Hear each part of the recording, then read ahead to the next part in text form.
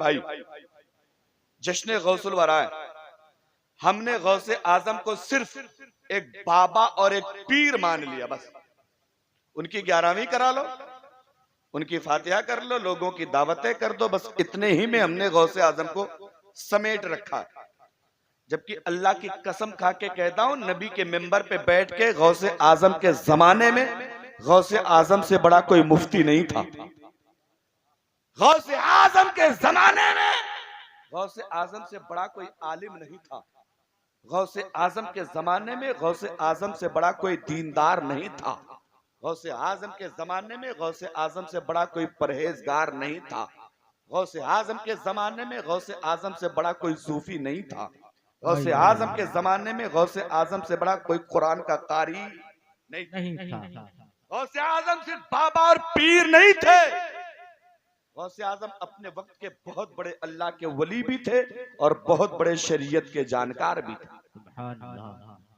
जब कभी जरूरत पड़ती थी, इस्लाम पे हमला होता था, तो जरूरत पड़ती थी तो दलील से जवाब देते थे, और जरूरत पड़ती तो फिर अपनी करामतों से मुस्तफा के दीन की हिमायत करते।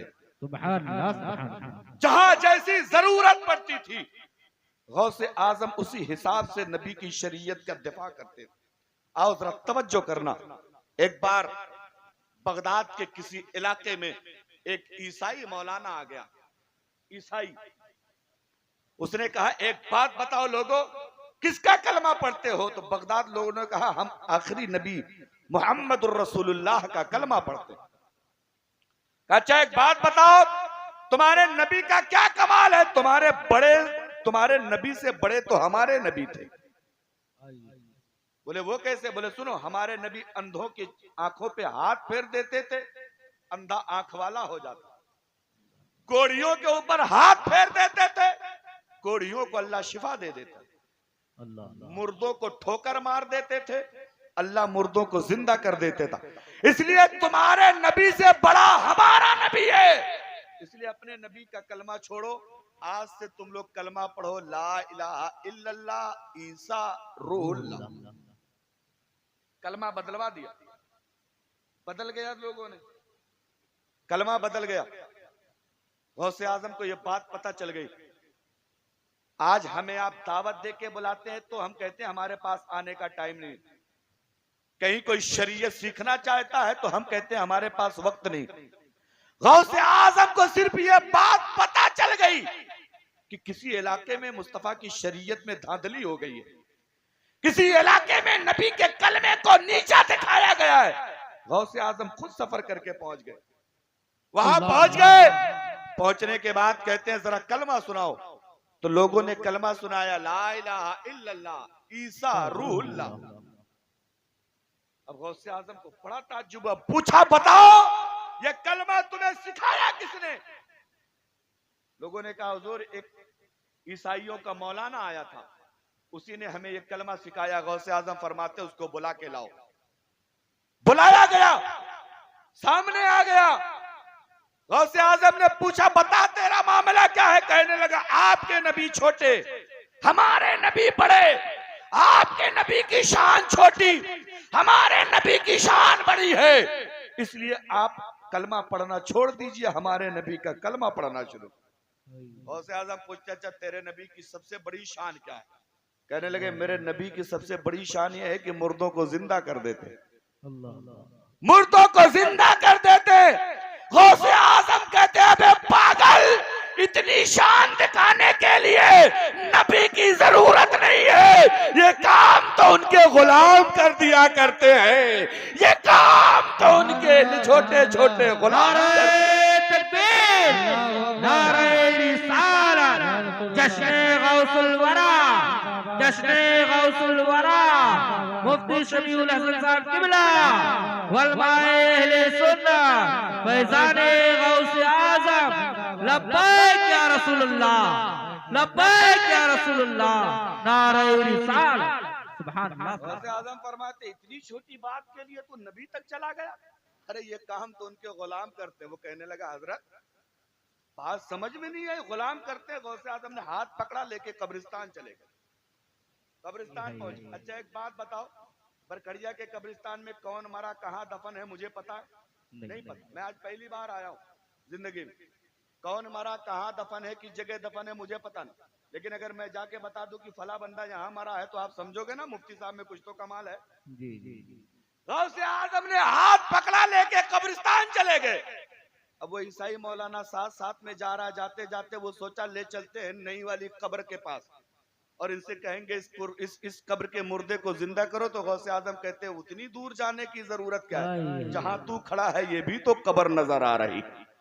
वो कहने लगा हजरत यहाँ तो कोई कब्र है नहीं, मिट्टी बराबर है, सारा कुछ पट चुका है, सब कुछ साफ है, यहाँ क्या कब्र है। गौसे आजम फरमाते हैं जहां तू खड़ा है यहाँ कब्र है, और अगर जानना चाहता है तो मैं इसके कब्र को जानता नहीं था, मैं इसके जनाजे में आया नहीं था, लेकिन अल्लाह ने मुझे इतना कमाल दिया है कि मैं ये बता सकता हूँ इसका नाम क्या है, इसके बाप दादा का नाम क्या है, कितने दिन पहले ये मरा है और ये जब जिंदा था तो करता क्या था, ये सब कुछ मुझे अल्लाह ने इल्म अता फरमा दिया। जिंदाबाद जिंदाबाद। कहने लगा हजरत अच्छा बताइए कौन है।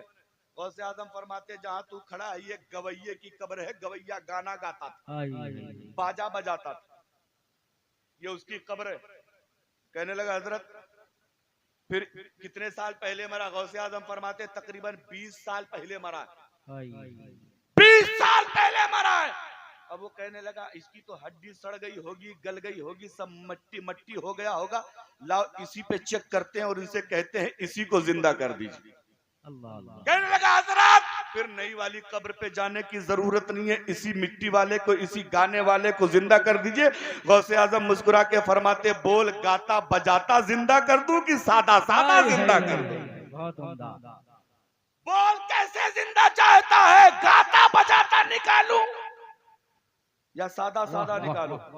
वो कहने लगा हजरत मैंने भी इसको गाते बजाते नहीं देखा है, मैं ये चाहता हूँ गाता बजाता निकाल दिया जाए। ओ मेरे भाइयों गौसे आजम के जलसे में आने वालों, गौसे आजम की शान जरा देखो, जरा मर्तबा देखो, मकाम देखो। गौसे आजम उस कब्र के पास गए, अपने कदमों से कब्र पे ठोकर मारी, फरमाते हैं कुम बिइज़्निल्लाह, कुम बिइज़्निल्लाह, कुम बिइज़्निल्लाह।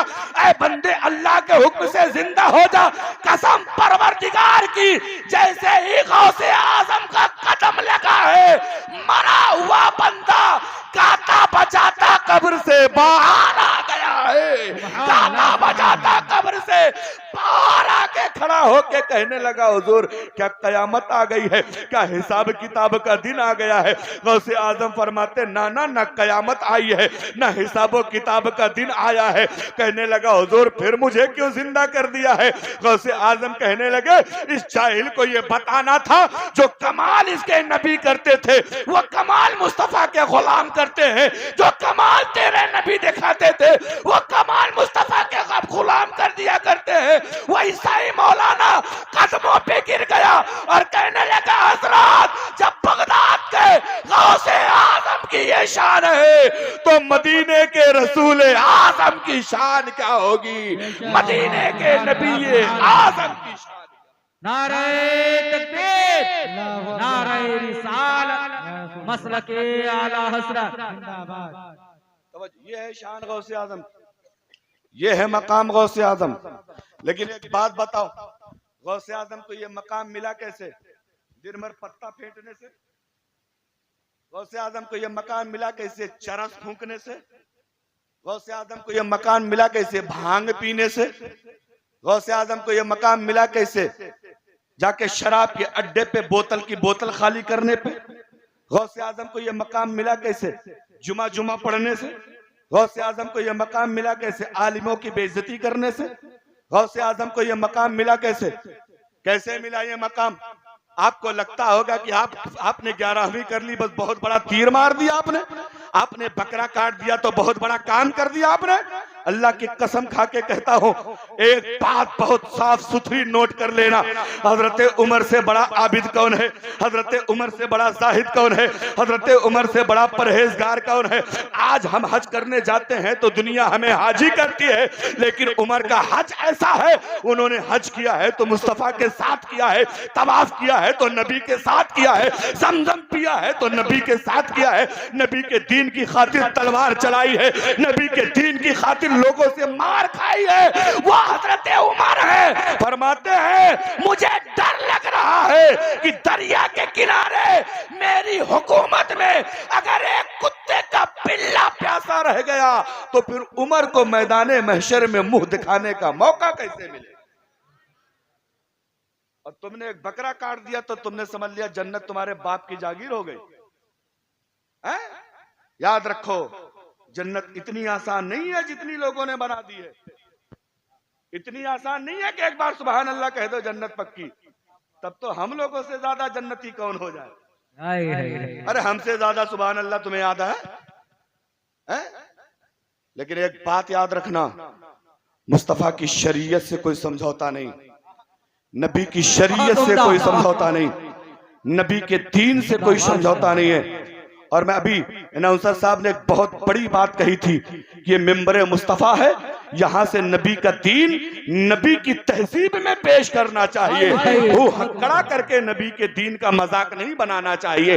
आओ जरा तवज्जो करो, एक बंदा ऐसा भी था जिसने गौसे आजम का मजाक बनाया। मजाक कैसे बनाया? एक दिन गौसे आजम तकरीर फरमा रहे थे, गौसे आजम ने तकरीर के दरमियान कहा मेरे मुस्तफा को जब मेराज में बुलाया गया, मक्का से लेकर बैतुल मुकद्दस का सफर 1 महीने का, वहां से पहला आसमान 500 साल, वहां से दूसरा 500 साल, वहां से तीसरा 500 साल, 7वें तक 500 साल जोड़ते जाओ। नबी को बुलाया गया, नबी जब मेराज से वापस आए जंजीर हिल रही थी, बिस्तर गर्म था।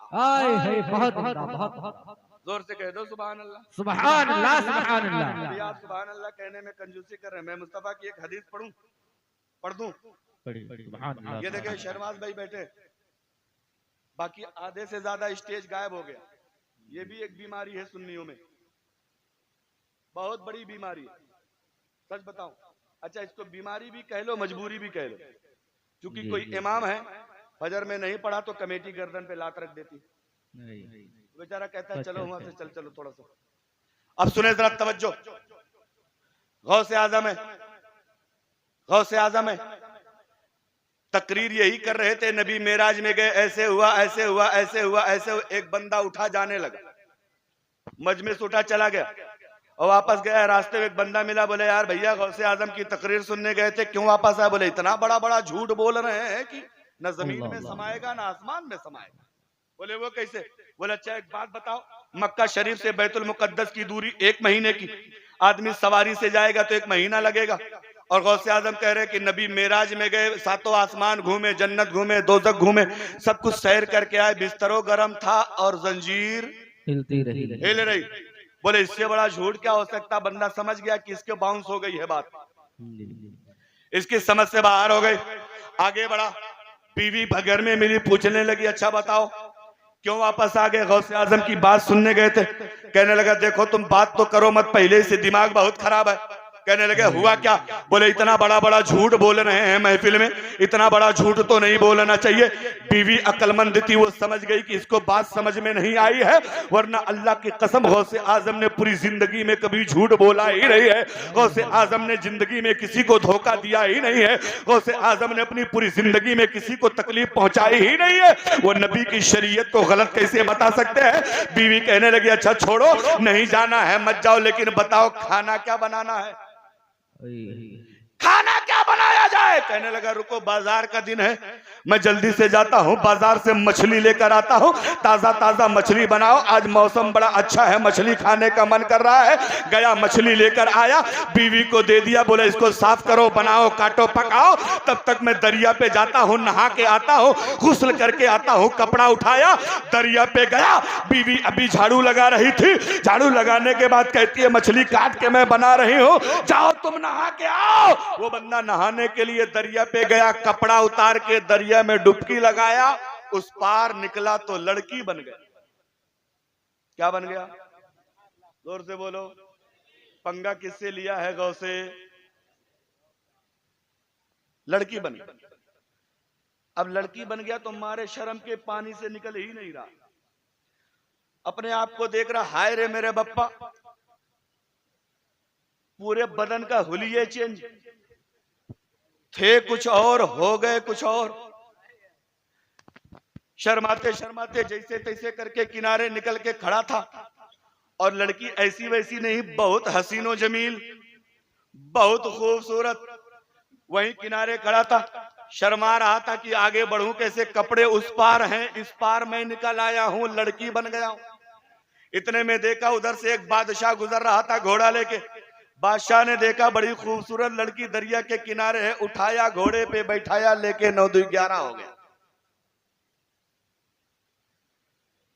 लेके निकल गया। बादशाह लेके चला गया, घर ले गया। घर ले जाने के बाद उसको बड़ा बहुत पसंद आ गया, तो उससे निकाह कर लिया।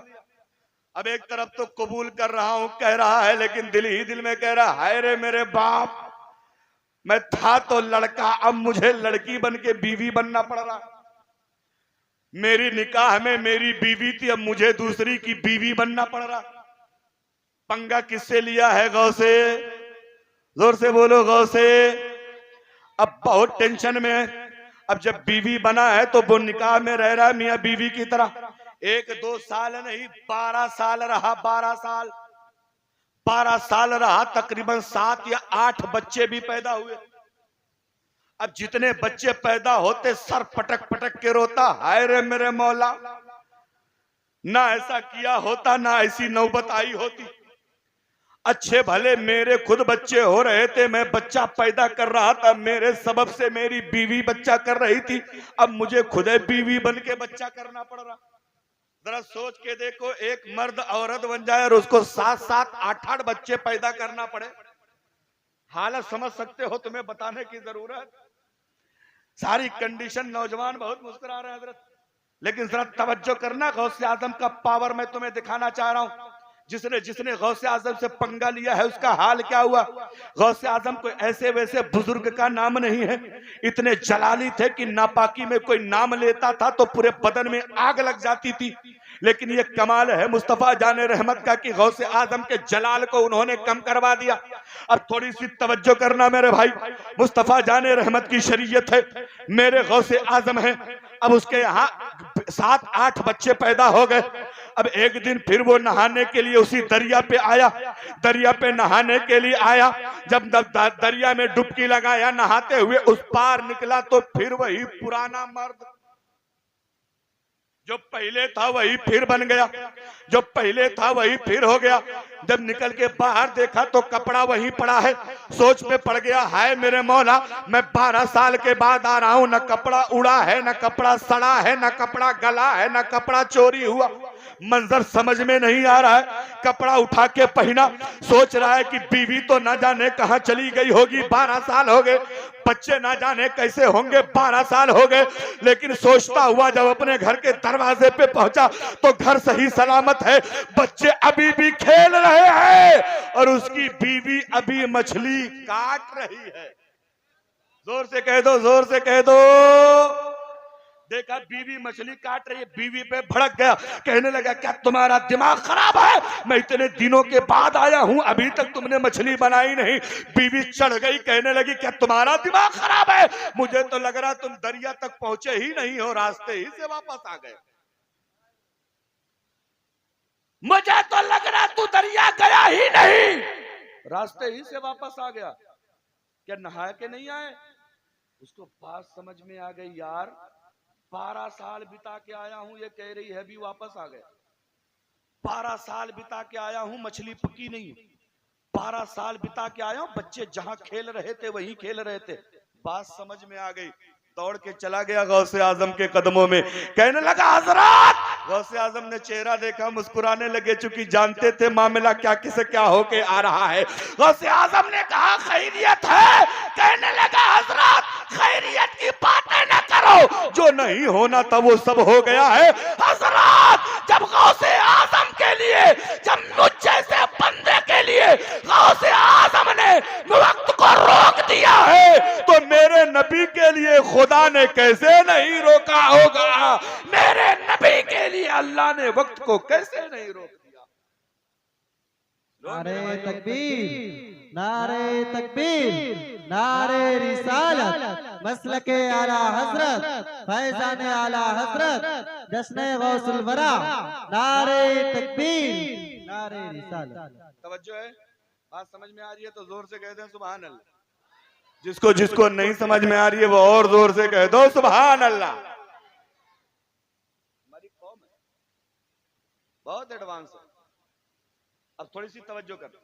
अच्छा ईमानदारी से बताना, जो गौसे आजम वक्त को रोक सकते हैं, जो गौसे आजम मुर्दों को जिंदा कर सकते हैं, वो हम गरीबों की गरीबी दूर कर सकते हैं कि नहीं?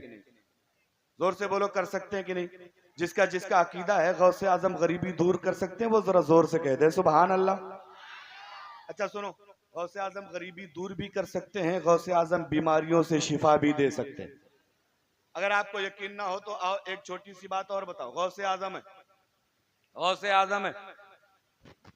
एक दिन एक बुढ़िया 12 साल से बीमार, कितने दिनों से? जोर से बोलो कितने दिनों से? 12 साल से जो बीमार हो तो बोलो इलाके का कोई डॉक्टर छूटा होगा उससे? नहीं छूटा। 12 साल से बुढ़िया बीमार है, बिस्तर पे पड़ी है, बिस्तर पे न मर रही है न जी रही है। एक ही लड़का है, इलाज कराते कराते थक गया, हार गया, चुपचाप से बैठ गया। एक दिन किसी बंदे से मुलाकात हो गई, कहने लगा यार बगदाद चले जाओ, वहाँ एक बाबा रहते हैं जिनका नाम है अब्दुल कादिर, अल्लाह के बड़े नेक और परहेजगार बंदे, चले जाओ, हो सकता है तुम्हारा काम वहां बन जाए। वो बंदा डांट के कहता है ये इतना इलाज कराया, ये बाबा बाबा के बस की बात।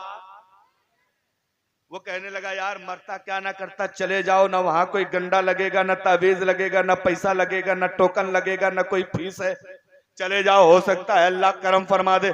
मरता क्या ना करता बंदा चला गया गौसे आजम की बारगाह में। गौसे आजम के सामने बैठ कर अर्ज करता है हुजूर माँ बीमार है और 1-2 साल से नहीं 12 साल से, और न उठ पा रही है, न चल पा रही है, न खा पा रही है, न बोल पा रही है, न कुछ कर पा रही है। हुजूर कोई करम फरमा दे कि माँ ठीक हो जाए। गौसे आजम ने आंखें बंद करी, बंद करने के बाद आंखें खोली, फरमाते हैं जा तेरी माँ ठीक हो जाए। जोर से बोलो क्या कहा? जा तेरी माँ, क्या कहा? जा तेरी माँ ठीक हो जाएगी।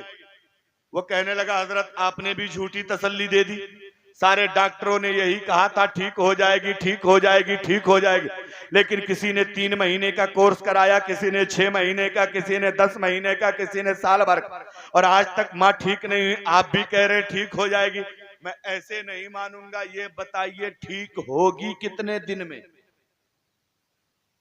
अब ऐसे काम नहीं चलेगा, क्लियर कट बताइए कितने दिन में ठीक होगी, कितना वक्त लगेगा ठीक होने में?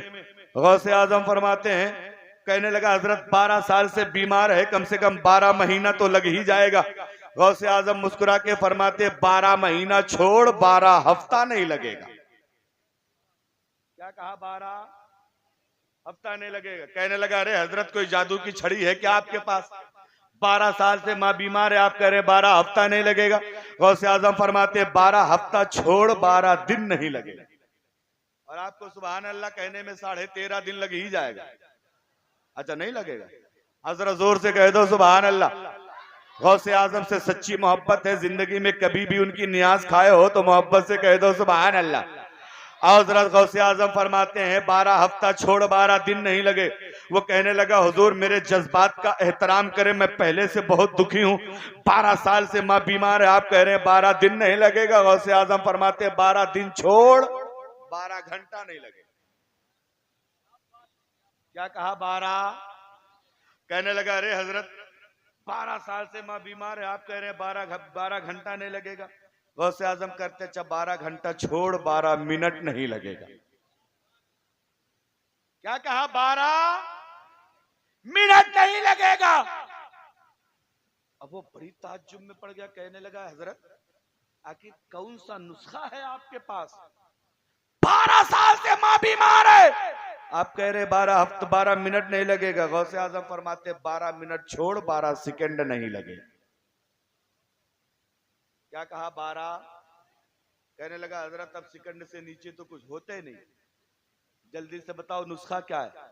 कोई तावीज है, कोई गंडा है, कोई अगरबत्ती है, कोई मोमबत्ती है, कोई पानी है, कोई लोबान है, कोई तावीज है, कोई कुछ है, तेल है, क्या है? क्या करना पड़ा? गौसे आजम फरमाते कुछ नहीं, कुछ नहीं है, ठीक हो जाएगी।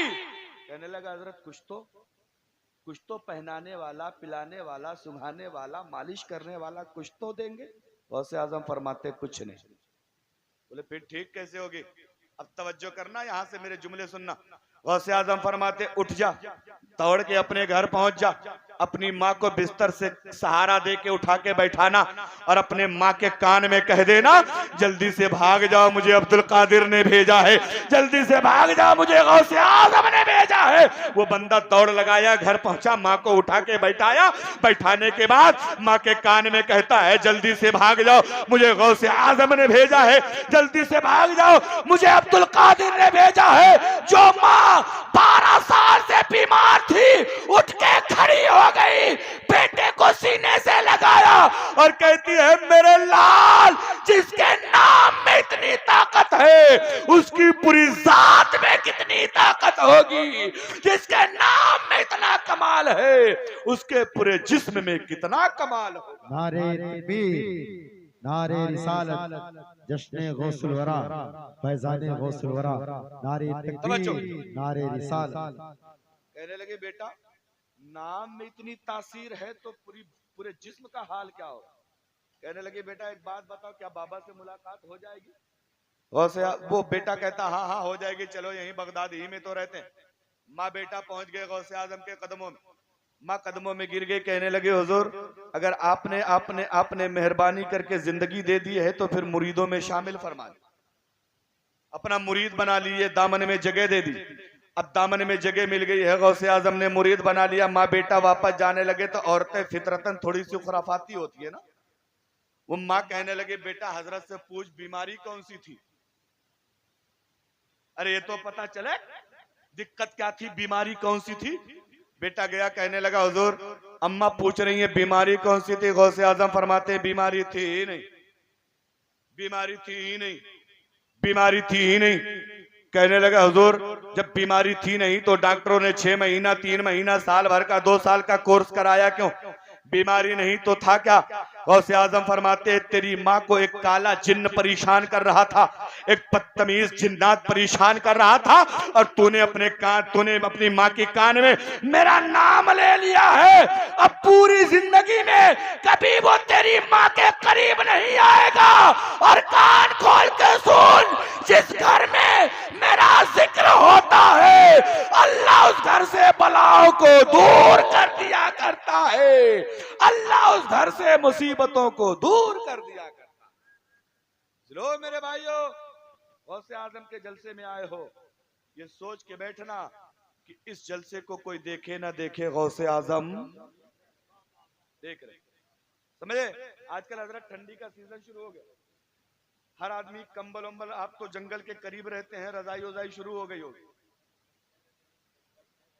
अच्छा जंगल में रहते हैं, कोई बात नहीं, में और से में बहुत फर्क होता है। अल्लामा अरशदुल कादरी ने एक मुनाजरा हजरत इसी बात पे जीत लिया, में और से में। डबल बारा कंपनी, एक देवबंदी ना शहनवाज भाई, अशद भाई, एक देवबंदी आया, कहने लगा, अच्छा हम लोगों का अकीदा यह है कि सरकार इंतकाल करके मिट्टी से मिल गए। मिट्टी, जोर से बोलो, मिट्टी से मिल गए और मिट्टी में मिल गए, दोनों में फर्क है कि नहीं। बोलो फर्क है कि नहीं। आप ये मोबाइल ले लो, मोबाइल को इस माइक पे टच करो तो आप क्या कहोगे, ये मोबाइल माइक से लग गया, माइक से मिल गया, या माइक में मिल गया। देवबंदी आदमी कहने लगा, से और में का मतलब एक होता है। मैं अपनी माँ बहनों से बड़ी माजरत के साथ ये जुमला कहूं, तुम्हारे बड़े काम का है। और क्या फरमाया अल्लामा अरशदुल कादरी ने, में का मतलब अलग होता है, से का मतलब। हम सुन्नियों का अकीदा ये है, मेरे मुस्तफा कब्र में गए और मिट्टी से मिल गए। नबी का बदन मिट्टी से लगा हुआ, नबी का जिस्म मिट्टी पे रखा हुआ, ये मिट्टी से मिलना। मिट्टी में मिलने का मतलब है थोड़ा सा पानी लिया, मिट्टी में मिलाया, गूंद दिया तो पानी मिट्टी में मिल गया। और देवबंदी क्या कहते हैं, में और से का मतलब एक। अल्लामा अरशदुल कादरी चलते थे तो डंडी लेके चलते थे, आप लोगों ने देखा ना, बूढ़े लोग मौलाना लोग जब चलते थे एक स्टिक लेके चलते थे, जिसको वॉकिंग स्टिक कहते हैं, डंडी लेके चलते थे। वो डंडी ऐसे दिखाया और देवबंदियों के मुनाजिर से कहा, देवबंदियों के मौलाना से कहा, मौलाना साहब ये डंडी मैंने आपको दे दिया और आपने ये डंडी अपनी बेटी को दे दिया, और वो डंडी बेटी से गायब हो गई। अब बताओ, बेटी से गायब हो गई कि बेटी। जुमले में अल्लामा अरशदुल कादरी ने देवबंदियों की ऐसी खटिया खड़ी कर दी कि अब उनको जवाब देता ना बने कि बेटी से गायब हो गया कि बेटी, वाह वाह वाह, माशाअल्लाह माशाअल्लाह। अगर कह दे बेटी से गायब हो गया तो वही तो हम भी कह रहे हैं, वाह वाह और अगर कह दे बेटी में गायब हो गया तो डंडा गया कहाँ। वाह वाह। ये होती है मुनाजरों की चाल। तो कहने का मतलब ये है से और में बहुत बड़ा फर्क है। गौसे आजम की शान समझो, गौसे आजम का मकाम समझो। गौसे आजम एक ऐसी जात का नाम है तो अल्लाह की कसम, गौसे आजम ने जिस मैदान में कदम रखा है ना, उस मैदान को सर कर दिया है और दुनिया को यह बता दिया कि मुस्तफा की शरीयत सबसे पहले है, दुनिया की सारी चीजें उसके बाद में हो। आज आप आए यहाँ, शादियों का सीजन शुरू हो रहा है, शादियां होने लगी होंगी, लेकिन यही कौम है जो आज जलसे में 2 घंटा बैठने के लिए तैयार नहीं है, मौलाना लोगों को 2000 रुपया देने के लिए तैयार नहीं है, यही डीजे पे 15,000 उड़ाती है, यही रंडियां नचवा के 10-10 हजार की गड्डियां फेंकती है। याद रखो, हम इस्लाम के मानने वाले लोग हैं, नाच गाना ये हमारा काम नहीं है। हम शरीयत के मानने वाले लोग हैं, नाच गाना ये हमारा काम नहीं है। बेशक बेशक। लो मेरे भाइयों, मुस्तफा जान रहमत फरमाते दुनिया की सबसे अच्छी शादी वो है जिस शादी में सबसे कम खर्चा किया जाए। वाह वाह माशाअल्लाह माशाअल्लाह। जिस शादी में वरना तुम 15 गाड़ी 18 गाड़ी 20 गाड़ी बुक करा के लेके जाते हो तो क्या समझते हैं उधर घर वाले, तुम टाटा बिरला हो? सब जानते हैं ये भाड़े की है, अभी शाम को चली जाएगी। गलत कह रहा हूं ना? जी बिल्कुल सही सही। अरे सब तो सब छोड़ो, दुल्हन वाली भी चली जाएगी, दूल्हे वाली भी चली जाएगी, चाहे जितना तुम सजा लो उसको। इसलिए मेरे भाई, ये दिखावे की दौलत का क्या मतलब, दिखावे की दौलत का क्या लेना देना। इसलिए मैं अब बस आखिरी जुमले में अपनी तकरीर के करके खत्म कर रहा हूं। सुना सैयद साहब किबला की फ्लाइट है, उनको जल्दी पहुंचना, हमें इसका भी एहतराम करना चाहिए, लेकिन जलसे की तारीख लेने वालों को एक बात पहले बता देना चाहिए कि हजरत कहीं ऐसी जगह प्रोग्राम मत लीजिए कि मामला थोड़ा सा हमारा गड़बड़ हो जाए, समझना नहीं, ये बिल्कुल सबसे क्लियर कट बात करनी चाहिए। हमने हमारे मदरसे का जलसा अल्हम्दुलिल्लाह रायबोजा स्टेशन के बाद 17 फरवरी को है। हमने सारी मुकर्रिरों को साफ साफ बता दिया, हजरत नजराना आपके मतलब का, वक्त हमारे मतलब का। नजराना आपने जो कहा वो हम आपको देंगे, लेकिन टाइम आपको वो हमें देना पड़ेगा जो हम चाह रहे हैं, समझ रहे हैं ना। लेकिन अब सैयद साहब की मजबूरी है, लंबा सफर करके जाना है, अब क्या करें बेचारे, मसरूफियात ऐसी होती हैं उलमा की कि ये काम करना पड़ता है। इसलिए आप लोग जाइए, उनको लेके तशरीफ लाइए, वक्त पे उनकी भी तकरीर हो जानी चाहिए। तवज्जो है, बात थोड़ी सी आगे बढ़ाए या छोड़ दे? जोर से कह दो सुभान अल्लाह। तवज्जो करना, अभी तुम सुभान अल्लाह पे बहुत कंजूसी कर रहे हो, लेकिन मुस्तफा की हदीस सुनो। नबी फरमाते जब कोई एक बंदा मोहब्बत से सुभान अल्लाह कहता है, अल्लाह उसके नाम का एक पेड़ जन्नत में लगवा देता है। अब मैं कहूंगा नहीं, अच्छा तुम पेड़ों लगवाओगे, रुपये रखोगे? अशाद भाई को एक बार और पढ़ा दो तो सुबह भाड़ा नहीं रह जाएगा तुम्हारे पास। हाँ, एक बार और पढ़वा दो, बंदा खुदा जाने, कमाल है कमाल। इसको इतने चेचिस मत देखो, चेचिस बहुत दुबली पतली है, लेकिन मटेरियल बहुत है अंदर। सुनो क्या फरमाया नबी ने, जो बंदा एक बार मोहब्बत से सुभान अल्लाह कहता है, पेड़ कहाँ लगता है? दाहिनी तरफ वालों, ये बीच का पिलर जो है ना, इसके दाहिनी तरफ वालों जोर से बोलो, पेड़ कहाँ लगता है? बस इतनी, जन्नत नहीं चाहिए? अगर चाहिए तो जोर से बोलो, पेड़ कहाँ लगता है? अच्छा चुप हो जाओ, बाईं तरफ वालों जरा तुम बोलो, पेड़ कहाँ लगता है? अब पूरा मजमा हाथ उठा के बोलो, पेड़ कहाँ लगता है? जन्नत देखे हो? अरे तब कैसे पता? सुनो, हमने जन्नत नहीं देखी, लेकिन हमारा अकीदा ईमान बिल गैब वाले लोग हैं हमने जन्नत नहीं देखी, नबी ने फरमाया, हमने मान लिया। आसमान 7 है, हमने 7 को नहीं देखा, नबी ने फरमाया हमने मान लिया। जमीनें 7 है, हमने 7 को नहीं देखा, नबी ने फरमाया हमने मान लिया। नबी मेराज में गए, हमने जाते नहीं देखा, नबी ने फरमाया हमने मान लिया। नमाजों का तोहफा लेकर आए, लाते नहीं देखा, नबी ने फरमाया हमने मान लिया। हजरत जिब्रील कुरान के 30 पारे लेकर आए, हमने नबी जिब्रील को लाते नहीं देखा, नबी ने फरमाया हमने मान लिया।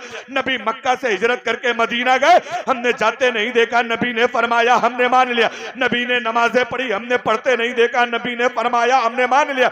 नबी ने रोजा रखा, हमने रखते नहीं देखा, नबी ने फरमाया हमने मान लिया।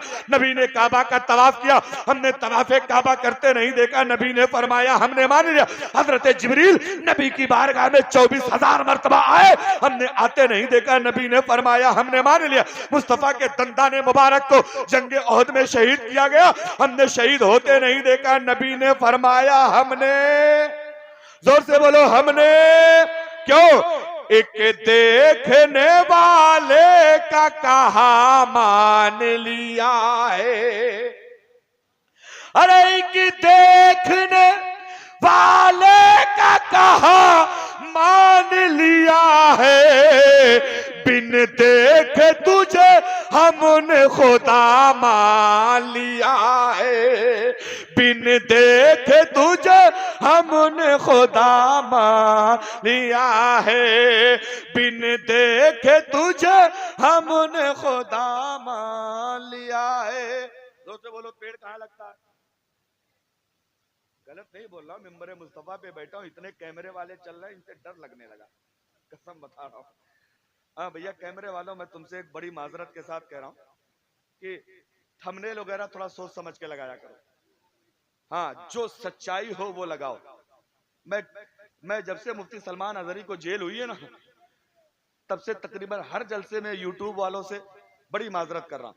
आप चैनल चलाओ, खूब मेहनत करो, अल्लाह आपको खूब तरक्की दे, लेकिन आपकी एक वीडियो चंद व्यूज पाने के चक्कर में किसी की जिंदगी मुसीबत में पड़ जाए, ये शरान भी दुरुस्त नहीं है और इंसानियत के हिसाब से भी दुरुस्त नहीं। हाँ बाकी आप चलाओ, मैं तो इनको प्रमोट करता हूँ, वरना हम लोगों को कौन जाने बंगाल में, उड़ीसा में, मध्य प्रदेश में, छत्तीसगढ़ में हम लोगों की तकरीरें हो रही, कौन जानता है वहां हमको? ये इन्हीं की देन है, ये नहीं यूट्यूब वालों की देन है कि दुनिया हम लोगों को जानती है। तवज्जो करें, पेड़ कहाँ लगता है? यकीन है कि नहीं? अच्छा ईमानदारी से बताना, हमारे कचौशा शरीफ इलाके में अशद भाई पेड़ 3 मकसद से लगाते हैं आदमी। या तो आदमी पेड़ लगाता है फल खाने के लिए, या तो आदमी पेड़ लगाता है लकड़ियां काट के बेचने के लिए, या तो आदमी पेड़ लगाता है साया हासिल करने के लिए। मैं नेपाल में तकरीर कर रहा था, एक नेपाली आदमी खड़ा हो गया, बोला हजरत हमारे यहाँ 4 मकसद से पेड़ लगता है। हमने कहा भैया चौथा कौन? बोला हजरत 3 वही वाला जो आपने बताया है। हमने कहा चौथा? बोला आदमियों को बांध के मारने के लिए भी पेड़ लगाया जाता है। लेकिन आप लोग तो ऐसा नहीं करते ना। पेड़ कितने मकसद से लगा? 3। हम बैठे हैं यहाँ, पेड़ कहाँ लगा है? जोर से बोलो, पेड़ कहाँ लगा है? जन्नत में पेड़ लगा। अब ईमानदारी से बोलो, जन्नत के पेड़ों का जिसको जिसको मजा लेना है हाथ उठा के कह दो सुभान अल्लाह। अच्छा ये सबको जन्नत के पेड़ों का मजा लेना है, ईमानदारी से बताना क्या मरने से पहले किसी को जन्नत मिली है? अब वो लोग हाथ उठा दे जिनको मरना है। आशाद भाई आधे हाथ गायब है, आधे हाथ हजरत गायब हो। और एक बात बताओ, हाथ उठाओ तब भी मरना है, नहीं उठाओगे? अब तवज्जो, पेड़ लगे हैं जन्नत में, हम बैठे हैं यहाँ। अब नबी की बारगाह में चले अर्ज करे, या रसूल अल्लाह हमने पेड़ लगवाया है, सुभान अल्लाह, मन लगा के कहा है, दिल लगा के कहा है, मोहब्बत से कहा है, अकीदत से कहा है, हमारे नाम के पेड़ जन्नत में लगे हैं, बताएं हमारे लगे हुए पेड़ों का फायदा कब मिलेगा? नबी फरमाते हैं मेरी उम्मत के लोगों घबराने की जरूरत नहीं है, तुमने सुभान अल्लाह कह कह के जितने पेड़ जन्नत में लगवाए हैं उसका पत्ता पत्ता, उसकी डाली डाली कयामत तक सुभान अल्लाह कहने वालों के लिए जन्नत की दुआ करता रहेगा, जन्नत की दुआ करता रहेगा। अब बोलो फायदे का सौदा है कि घाटे का? जोर से बोलो, जोर से बोलो, फायदा है कि घाटा? इनाम नहीं दोगे तो घाटा हमारा, सुभान अल्लाह नहीं कहोगे तो घाटा किसका करवाना? ये फैसला बाद में करेंगे, अभी छोड़ दो। मोहब्बत से पूरा मजमा हाथ उठा के कह दे सुभान अल्लाह। जिसके एक सलामत है एक उठा लो, जिसके दोनों सलामत है दोनों उठा ले, जिसके एक को नहीं है उससे कोई शिकायत नहीं है। पूरा मजमा जरा हाथ उठा के कह दे या रसूल अल्लाह। मेरी कौम के लोगों आओ जरा बात चली है, आखिरी बात अर्ज कर देता हूं। आज ये ठंडियों का सीजन चल रहा है, ये हमारा नौजवान कान में लीड लगाता है, गर्दन पे नेक बैंड लगाता है, ब्लूटूथ लगाता है, ईयरबड्स लगाता है, कंबल ओढ़ लेता है, रजाई ओढ़ लेता है, रात भर फिल्में देखता है, रात भर गाने सुनता है, लड़कियों से बातें करता है, वीडियो कॉल करता है, लड़कियों से चैटिंग करता है। इसको ये पता है कि अम्मा नहीं देख रही है, अब्बा नहीं देख रहे हैं, घर वाले नहीं देख रहे हैं, बड़ा भाई नहीं देख रहा, बड़ी बहन नहीं देख रही है, लेकिन कसम परवरदिगार की रात की तन्हाई में, रात के सन्नाटे में, बिस्तर के अंदर तुम जो कुछ भी कर रहे हो, कोई देखे ना देखे, खुदा नहीं देख रहा। जोर से बोलो, देख रहा है नहीं देख रहा। और ईमानदारी से एक सवाल का जवाब दे के जाना बरकड़िया वालों। आज तुम किसी की बहन से रात में वीडियो कॉल कर रहे हो कंबल के अंदर, कल तुम्हारी बहन से कोई करेगा तो अच्छा लगना चाहिए कि नहीं? बोलो, बर्दाश्त करोगे? क्यों नहीं करोगे यार? जो तुम कर रहे हो वो भी तो किसी की बहन है, जो तुम कर रहे हो वो भी तो किसी की बेटी है। तो तेरी बेटी बेटी है, दूसरे की बेटी घास है। तेरी बेटी बेटी है, दूसरे की इज्जत इज्जत नहीं है। इसलिए याद रखो, आला हजरत फरमाते हैं, औरों से छुप छुप के किए जिसके गुनाह, वो खबरदार है क्या होना। तुम जितना छुप छुप के गुनाह करो, तुम्हारे गुनाहों को कोई देखे ना देखे, खुदा। यही बात चलिए, एक आखिरी हदीस अर्ज करके गुफ्तगू खत्म। खुदा देख रहा। हजरत उमर जब मदीने के खलीफा बने, आपने ऐलान कर दिया कि पूरे मदीने में कोई बंदा दूध में पानी नहीं मिलाएगा। जोर से बोलो, क्या ऐलान किया? दूध में पानी। अब कुछ दुधारे लोग बैठे हुए हैं, बोले हजरत ही कहां? मैं आप लोगों को नहीं कह रहा, लेकिन इस हदीस को अगर आप भी समझ लो तो जिंदगी में इनकलाब आएगा। हजरत उमर ने ऐलान किया, कोई बंदा दूध में पानी, जोर से बोलो दूध में पानी। और खाली दूध की बात नहीं, यहां तो हदीस में दूध का जिक्र है। अगर तुम मिठाई में खोए की जगह चीनी मिलाते हो, ये भी घपला, ये भी घपला है। अगर तुम किसी और बर्फी, कहते खोए वाली बर्फी है, चीनी वाली बर्फी बेचते हो, तो ये भी घपला। तुम वो कहते हैं, आज वो बिकती है, क्या कहते हैं उसको हजरत? काली मिर्च। काली मिर्च में ये लोग पपीता का दाना मिला देते। हाँ, पपीते का दाना मिला के बेचते हैं, ये भी घपला, ये भी चोरी है। और सुनो, ये जो तुम पाउडर खरीदते हो ना, मिर्च वाला, उस पाउडर में ईंट पीस के बाद डाली जाती, ईंट, लाल वाली ईंट। तुम जो धनिया पाउडर खरीदते हो, धनिया में लकड़ी का बुरादा डाला जाता। ये सच्चाई है इस कौम की। और सच बताऊं, क्या ऐलान किया हजरत उमर ने? कोई बंदा दूध में पानी। अगर बात समझ में आ रही तो पूरा मजमा कह दे दूध में पानी। हजरत उमर की आदत यही, रात होती थी, सन्नाटा होता था तो चेहरे पे कपड़ा बांध लेते थे। मदीने की गलियों में घूम घूम के अपनी रियाया की, अपनी पब्लिक की, अपनी जनता की खबर रखते थे। कहीं ऐसा नहीं कोई बीमार हो जिसको दवा की जरूरत, कोई भूखा सो रहा हो खाने की जरूरत, कोई जालिम किसी पे जुल्म कर रहा, कोई चोर कहीं चोरी कर रहा। ये देखने के लिए हजरत उमर रात की तन्हाइयों में गलियों में घूमा करते थे, रात के सन्नाटे में गलियों में चला करते थे। एक दिन क्या हुआ, हजरत उमर गलियों में घूम रहे थे, अब देखा कि एक घर से दो औरतों के बात करने की आवाज आ रही है। रात के सन्नाटे में दो औरतें बात कर रही है। हजरत उमर करीब चले गए, जाके देखा, क्या देखते हैं, एक घर से दो औरतें के बात करने की आवाज आ रही है। हजरत उमर ने कान को दीवार के करीब लगाया तो क्या देखा, एक माँ अपनी बेटी से कह रही है, बेटी उठ जा, फजर की अजान होने वाली है, जल्दी से जानवरों से दूध निकाल ले, रात के सन्नाटे में पानी मिला दे, जब तक सुबह होगी तब तक दूध बिक जाएगा और नफा मिल जाएगा। बिल्कुल आखिरी जुमले हैं मेरे, 2-4-5 मिनट में गुफ्तगू खत्म। हजरत उमर है, बातें सुन रहे हैं अपने कान से। माँ अपनी बेटी से कह रहे, जल्दी से उठो, दूध निकालो, रात ही में पानी मिला दो, सुबह होते होते दूध बिक जाएगा, नफा मिल जाएगा। अब लड़की का जवाब सुने मेरी बहनों। लड़की कहती, अम्मा क्या तुझे उमर का ऐलान याद नहीं है? अभी कल ही तो हजरत उमर ने ऐलान करवाया है कोई बंदा दूध में पानी नहीं मिलाएगा। माँ कहने लगी यहाँ उमर देखने थोड़ी आ रहे हैं, तुम पानी मिलाओ, जो होगा देखा जाएगा। हजरत उमर ये बातें खुद ही खड़े होकर अपने कानों से सुन रहे। लेकिन अब बेटी का जवाब सुनना मेरे भाइयों। मदीने की बेटियों का इल्म क्या था, तकवा क्या था, परहेजगारी थी क्या थी। अब बेटी कहती है अम्मी रात की तन्हाई है, रात का सन्नाटा है, फजर से पहले का टाइम है, लेकिन फिर भी रात की तन्हाई में मैं दूध में पानी नहीं मिलाऊंगी। बेटी ने मां ने पूछा क्यों? बेटी कहती है रात के सन्नाटे में उमर देखे ना देखे उमर का खुदा, मैं पानी नहीं मिलाऊंगी इसलिए कि रात की तन्हाई में उमर देखे ना देखे लेकिन खुदा देख रहा। इतना जवाब बेटी ने दिया। हजरत उमर ने अपना हाथ रब की बारगाह में उठाया और कहते हैं परवरदिगार जब तक मदीने में ऐसी बेटियां जन्म लेती रहेंगी तब तक उमर की हुकूमत को कोई खतरा हो ही नहीं। चले गए फजर की नमाज पढ़ने। वहां से आए तो दुनिया अपने अपने घर जाती है। उमर उसी दूध वाली औरत के घर। दरवाजा खटखटाया, अंदर से आवाज है, कौन? कहते उमर।